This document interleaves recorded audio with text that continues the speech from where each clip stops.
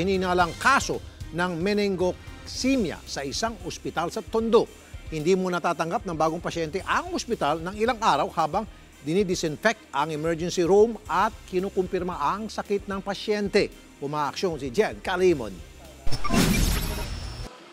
Biglang isinara ang emergency room sa Gat Andres Bonifacio Memorial Hospital sa Tondo, Maynila kagabi. Ang mga staff, gwardya pati bantay ng mga pasyente nakakonfine sa ospital, pinagsuot ng face mask. Hindi na rin tumatanggap at pinalilipat na sa ibang ospital ang mga dumarating pang pasyente. Isang 55 anyos na babae raw kasi ang nakonfine kahapon na may lagnat at tadtad ng rashes sa paa.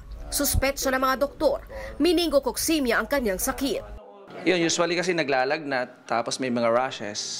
Nakita doon sa paa ng pasyente. So ngayon, na-refer po siya sa aming infectious doctor. So nakita po doon na may suspect na meningococcemia.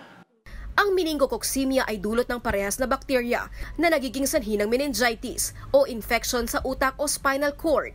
Pero sa kaso ng meningococcemia, nananatili lang sa dugo ang bakterya.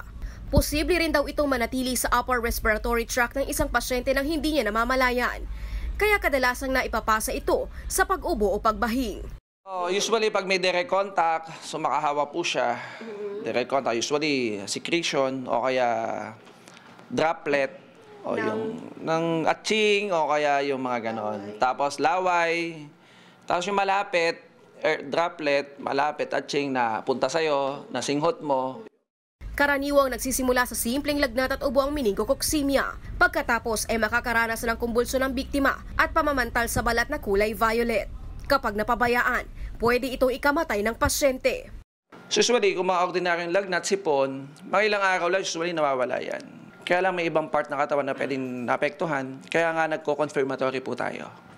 So kailangan yung blood culture para ma-confirm natin kung talaga meningococcemia.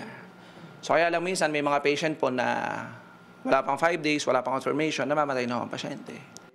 Sumasailalim pa naman sa pagsusuri ang pasyente para makumpirma kung meningococcemia nga ang kanyang sakit. Pero ang resulta, posible raw abuti ng 3 hanggang 5 araw.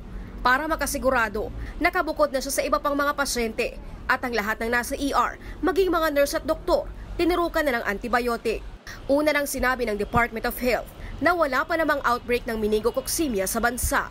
Pero payo na rin ng mga doktor, agad magpa-check up kapag nakaramdam ng mga sintomas ng sakit. So pag may naramdaman kakaiba, hanggat maaari makita po ng mga medical practitioner o magpa-check up po agad sila sa nearby hospital po. Yun po yung pinaka-the best para maiwasan po natin yung mga further complication. Siyempre, natural po yung mga proper hygiene, makaiwas sa mga sakit, mag-take po ng mga kailangan natin mga supplement of vitamins. Umaaksyon, Jen Calimon, News 5.